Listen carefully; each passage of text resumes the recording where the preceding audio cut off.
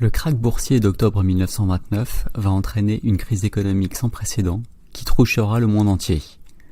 Alors que ces causes divisent encore aujourd'hui historiens et économistes, cette crise va transformer le système économique en obligeant les États à s'investir afin de protéger leur population.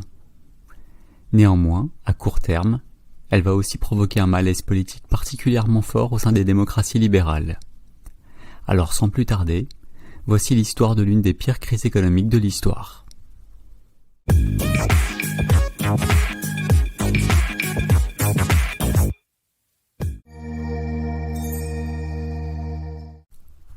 Le 28 juin 1919, le traité de Versailles met un terme à la Première Guerre mondiale. Les États-Unis en sont les grands vainqueurs sur le plan économique. Cependant, malgré leur prospérité des années 20 et l'excédent de leur balance des paiements, les Américains se referment sur eux-mêmes. Ainsi, alors que les capitaux européens prospéraient à travers le monde avant 1914, la France et l'Angleterre n'ont plus les moyens de jouer le rôle de bailleurs de fonds de la planète. Le seul pays à bénéficier de l'attention des Américains est l'Allemagne, dont la situation est particulièrement précaire. Le plan Dawes de 1924 va ainsi permettre de réorganiser et de réduire le montant des réparations de guerre allemandes. De plus, les États-Unis aideront également les Allemands en leur fournissant une aide financière directe et en réalisant divers investissements dans le pays. D'un autre côté, les échanges internationaux progressent peu dans les années 20. En cause, les politiques protectionnistes qui se développent un peu partout. Les États-Unis portent leurs droits de douane à 38% en 1922, alors que l'Angleterre, pourtant profondément libérale, se protège aussi de plus en plus. De l'autre côté, les pays dépendants de leurs exportations de matières premières souffrent et doivent réduire leurs importations. Résultat, en 1929, le volume total des échanges n'a augmenté que de 13%, alors que dans le même temps, la production industrielle a progressé de 80%.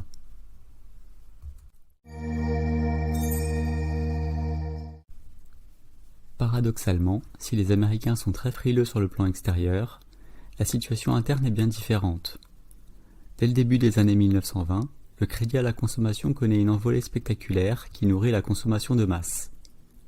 Dans l'euphorie de l'époque, l'essor du crédit masque les problèmes de pouvoir d'achat et de surproduction. En effet, la production est bien supérieure à la demande intérieure puisque la prospérité ne profite pas à toutes les catégories de la population. Sont ainsi écartés les farmers, très endettés, les ouvriers de certaines industries, les minorités, et bien sûr les chômeurs dont le nombre reste sensiblement supérieur à 1 million durant cette période. Pire encore, les crédits sont également utilisés pour acheter des actions.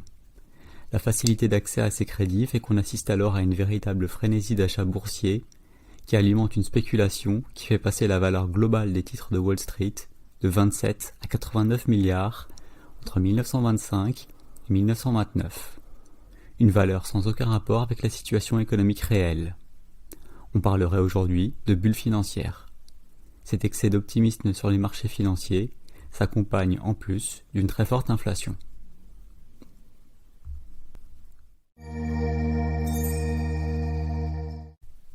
Début 1929, certains diraient même fin 1928, les États-Unis entrent en récession. En gros, l'activité économique du pays est en diminution. Les ménages se retrouvent surendettés, ce qui entraîne une baisse de la consommation. D'un autre côté, les stocks des entreprises augmentent et leurs investissements diminuent. Ces facteurs entament la confiance des entreprises qui, comme on l'a vu un peu plus tôt, ne peuvent pas non plus compter sur les échanges internationaux. Enfin, pour ne rien arranger, les taux d'intérêt augmentent, comme le montre l'évolution du taux à court terme américain, qui passe de 4 à 8% entre 1925 et 1929. C'est donc dans ce contexte difficile qu'éclate le krach de 29. Alors que le mercredi 23 octobre a déjà vu une baisse de 7%, un vent de panique souffle sur la bourse de New York en ce jeudi 24 octobre, surnommé le jeudi noir. En effet, le manque d'acheteurs de titres provoque un effondrement des cours le matin. L'intervention énergique de certains banquiers permet cependant de sauver les apparences. Alors que le Dow Jones chutait de 22,6% à midi, la baisse en fin de journée était limitée à 2,1%. Les investisseurs sont alors particulièrement nerveux, mais l'activité du vendredi puis du samedi ce matin reste assez calme. En revanche, le lundi 28, surnommé le lundi noir, la chute des valeurs boursières reprend de plus belle. Problème, cette fois les banques n'interviennent pas. le Dow Jones chute de 13% et le mardi 29, surnommé le mardi noir, l'écroulement des cours se poursuit. Le lendemain, le New York Times ira jusqu'à parler d'un effondrement national. Il faut dire que la chute des marchés n'est pas terminée, le Dow Jones perdra presque 40% en un mois, et la chute des cours va continuer jusqu'en 1932. À cette date, la valeur des actions correspond au tiers de leur valeur de 1926.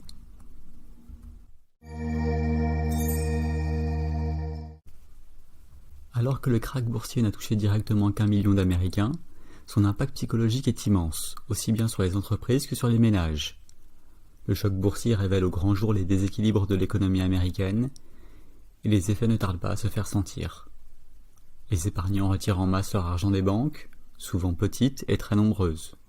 Les dégâts sont considérables pour le secteur bancaire, puisqu'on estime que 640 banques font faillite en 1929, plus de 1300 en 1930, et plus de 2200 en 1931. Au total, on estime que 40% des banques disparaîtront entre 1929 et 1933. Après le secteur bancaire, c'est l'investissement, la production et les échanges avec les autres pays qui s'effondrent, ce qui a pour conséquence d'exporter la crise un peu partout dans le monde. Enfin, pour ne rien arranger, les prix chutent de 25% entre 1929 et 1933, alors que les salaires diminuent encore plus rapidement, d'environ 47% sur la même période. Résultat, les faillites se multiplient et la crise économique devient sociale. Ouvriers, puis employés et cadres se retrouvent sans travail et sans aucune aide fédérale. Le déclassement de la classe moyenne est brutal, et les États et municipalités n'ont pas les moyens de faire face à la montée de la misère. De leur côté, les organisations caritatives dont les dons ont chuté sont débordées. En 1932, le taux de chômage est de près de 25% et près de 40% de la population vit dans la misère.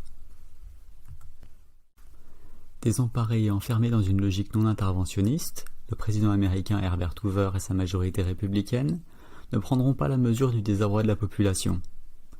Le président créera toutefois un organisme de garantie bancaire et relèvera l'impôt sur la fortune.